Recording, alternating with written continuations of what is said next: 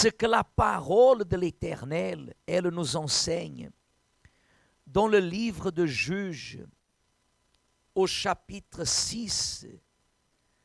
Mais saisissez la Sainte Seine seulement. Ayez la Sainte Seine entre vos mains et regardez ce qui est écrit. Est-ce qu'on a ici les images? Juges chapitre 6, la Bible au verset 1, elle nous apprend quelque chose d'extraordinaire qu'à la maison vous allez pouvoir relire. Là, je sais que la lettre elle est petite et peut-être vous n'allez pas arriver à lire. Mais écoutez s'il vous plaît. Les enfants d'Israël firent ce qui déplaît à l'Éternel, et l'Éternel les livra entre les mains de Madian pendant 7 ans. La main de Madian fut puissante contre Israël. Pour échapper à Madian, les enfants d'Israël se retiraient dans les ravins des montagnes, dans les cavernes et sur les rochers fortifiés. Quand Israël avait semé, Madian montait avec Amalek et les fils de l'Orient, et il marchait contre lui. Et ainsi il campait en face de lui, détruisait les productions du pays jusque vers Gaza, et ne laissait en Israël ni vivre, ni brebis, ni bœuf, ni âne. Car ils montaient avec leurs troupeaux et leurs tentes, ils arrivaient comme une multitude de sauterelles, ils étaient innombrables, eux et leurs chameaux. Et ils venaient dans le pays pour quoi faire? Pour le ravager. Israël fut très malheureux à cause de Madian. Et les enfants d'Israël crièrent à qui? Et lorsque les enfants d'Israël crièrent à l'Éternel au sujet de Madian, l'Éternel, qu'est-ce qu'il a fait? Qu'est-ce qu'il a fait, mes amis? Envoya un prophète aux enfants d'Israël. Il leur dit, ainsi parle l'Éternel, le Dieu d'Israël, je vous ai fait monter d'Égypte et je vous ai fait sortir de la maison de quoi? Je vous ai délivré de la main des Égyptiens et de la main de tous ceux qui vous opprimaient, et je les ai chassés devant vous, et je vous ai donné leur pays. Je vous ai dit, je suis l'Éternel, votre Dieu. Vous ne craindrez point les dieux des Amoréens dans le pays desquels vous habitez. Et Dieu termine en disant, qu'est-ce que Dieu a dit? Mais vous n'avez point écouté ma quoi?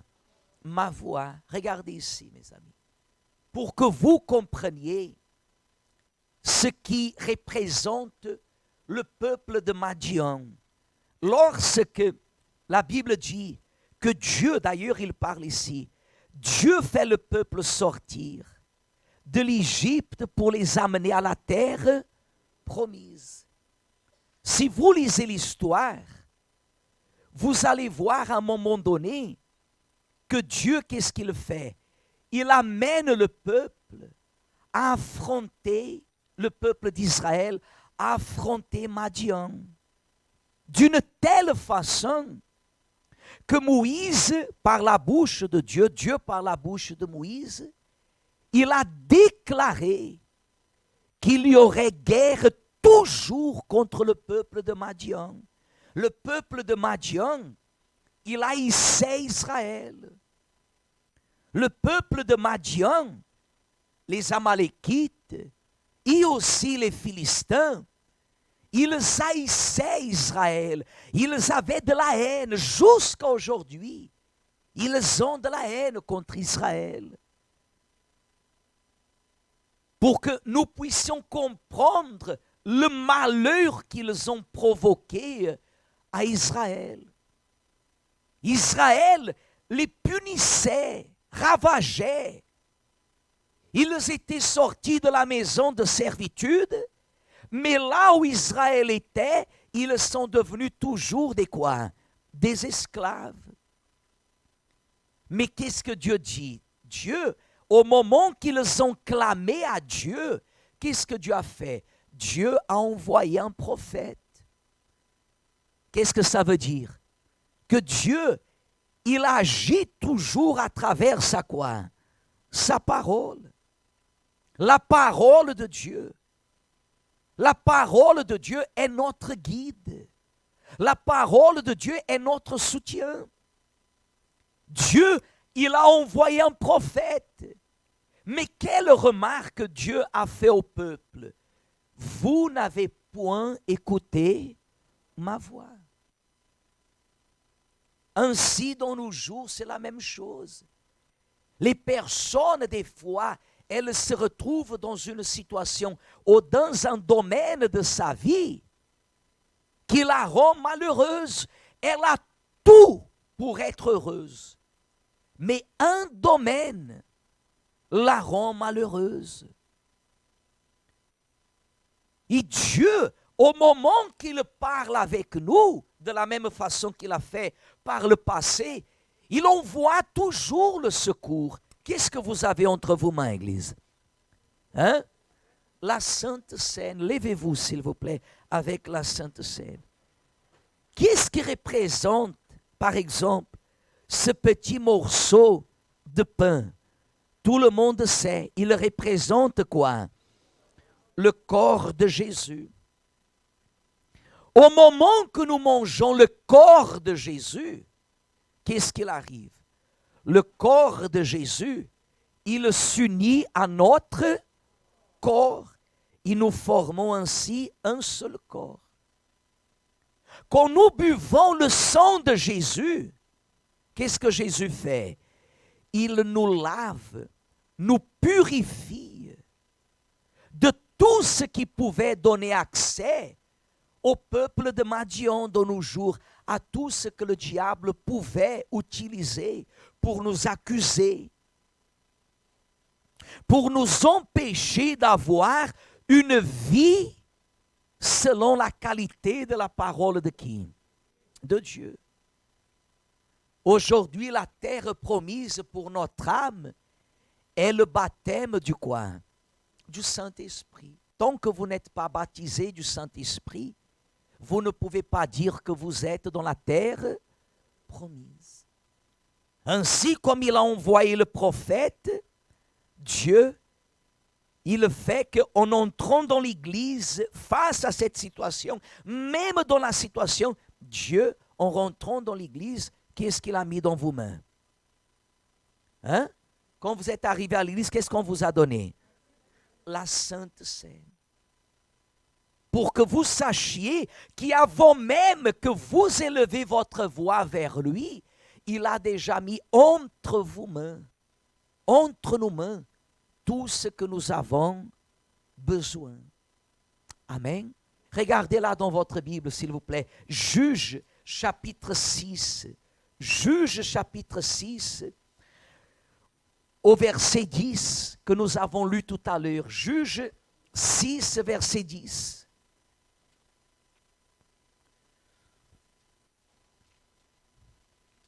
Avez-vous trouvé? Oui ou non, Église? Oui ou non, Église? Juge 6, verset 10. Je vous ai dit, je suis l'Éternel, votre Dieu. Vous ne craindrez point les dieux des Amoréens dans le pays desquels vous habitez. Lisez. Mais vous n'avez point écouté ma voix. Verset 11. Puis vint l'ange de l'Éternel. Hein? Qui est venu? Qui est venu? Mais au verset 10, Dieu a parlé à travers qui? Le prophète. Dieu a parlé Mais il y a toujours dans la vie, Église, un moment où Dieu lui-même, il se manifeste. Ici, l'ange, dit la Bible, de l'Éternel, et il s'assit sous le térébinthe d'Ophra, qui appartenait à Joas, de la famille d'Abiézer. Gédéon, son fils, qu'est-ce qu'il faisait? Battait du froment au pressoir pour le mettre à l'abri de Madian. Et l'ange de l'Éternel lui apparut. Il lui dit, l'Éternel est avec toi, vaillant héros. Pourquoi l'ange a dit ça, Église? Vous savez, il était en train de battre le froment, n'est-ce pas? Oui ou non? Mais le froment, on le battait dans un lieu haut. Vous connaissez l'histoire. On battait le froment dans un lieu haut. Une fois qu'on battait le froment ou qu'on faisait passer la roue sur le froment, on allait avec un pic, comme on appelle. Vous savez, l'outil, comment on appelle ça? La fourche. Et on enlevait le froment et le vent qui battait, il séparait la graine de la paille. Il était, où est-ce qu'il était, la Bible dit? Au pressoir. Au pressoir, c'est là où on fait le vin. Au pressoir, c'est un endroit fermé. Pressoir, c'est un endroit qu'il n'y a pas du vent. Le travail, il se multiplie beaucoup de fois de plus. Mais Gédéon, il a attiré l'attention de l'ange de Dieu. Pourquoi? Parce qu'il n'acceptait pas que le peuple ennemi vienne récolter ce que lui-même il avait semé. Il n'a pas fait des manifestations. Il n'a pas revendiqué auprès du roi. Il n'a pas ni même réclamé avec le prophète. Il aurait pu aller vers le prophète. Il lui parlait, mais au prophète, il n'a rien dit. Mais l'ange de Dieu, il a vu Gédéon. Dieu, il voit la personne qui est sincère, qui ne joue pas avec la foi qui lui est révélée. Gédéon était là en train de battre le froment, de faire le travail 10 fois, 15 fois plus difficile, de plus en plus difficile. Et l'ange l'a appelé à cause de cela. L'ange l'a intitulé comme étant un vaillant héros. Et la Bible dit comme ça au verset 13. Gédéon lui dit, « Ah mon Seigneur, si l'Éternel est avec nous, pourquoi toutes ces choses nous sont-elles arrivées? Et où sont tous ces prodiges que nos pères nous racontent quand ils disent, l'Éternel ne nous a-t-il pas fait monter hors d'Égypte? Maintenant l'Éternel nous abandonne et il nous livre entre les mains de Madian. » Il a, Église, premièrement, Dieu a envoyé le prophète. Après, qui est venu? Et maintenant, qui parle avec lui? Lisez, qui parle avec lui, verset 14. Qui parle, Église? Lisez, s'il vous plaît. L'Éternel se tourna vers lui et dit, va avec cette force que tu as et délivre Israël de la main de Madian. N'est-ce pas moi qui t'envoie? Vous voyez, Église? Regardez. L'Éternel aurait pu dire comme ça, Gédéon, toi tu parles comme ça, mais tu sais pourquoi vous êtes dans cette situation? Parce que vous tous, vous vous prosternez devant qui? Les dieux de ce peuple. Moi, je vous ai dit de ne pas faire, mais vous avez eu peur. Vous vous êtes prosternés et maintenant vous souffrez les conséquences. Est-ce que c'est ça qu'il a dit? Non. Il lui a à peine dit comme ça, prends cette force. Prends cette rage que tu as, au lieu de murmurer, au lieu de te lamenter. Prends cette force qui existe en toi, et va, parce que je suis avec toi. C'est ce que Dieu veut trouver.